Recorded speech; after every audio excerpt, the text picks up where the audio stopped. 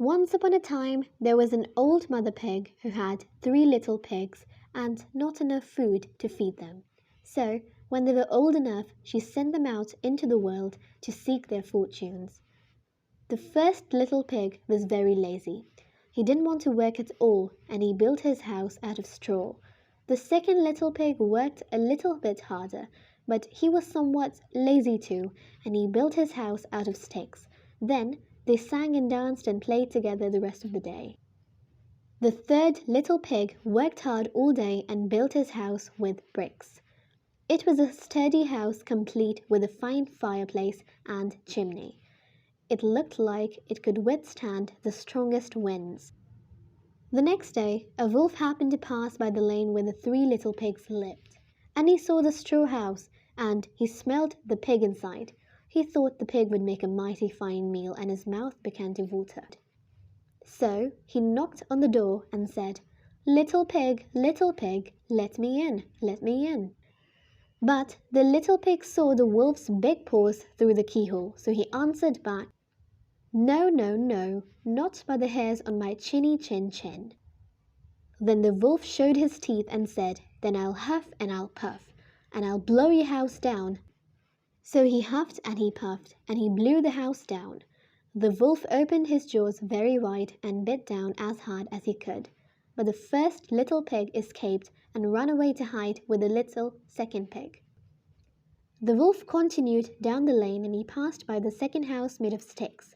And he saw the house, and he smelled the pigs inside, and his mouth began to water as he thought about the fine dinner they would make. So he knocked on the door and said, little pigs, let me in, let me in." But the little pigs saw the wolf's pointy ears through the keyhole, so they answered back, "No, no, no, not by the hairs on our chinny chin chin." So the wolf showed his teeth and said, "Then I'll huff and I'll puff, and I'll blow your house down." So he huffed and he puffed and he blew the house down. The wolf was greedy and he tried to catch both pigs at once, but he was too greedy and got neither. His big jaws clamped down on nothing but air, and the two little pigs scrambled away and as fast as their little hoofs would carry them.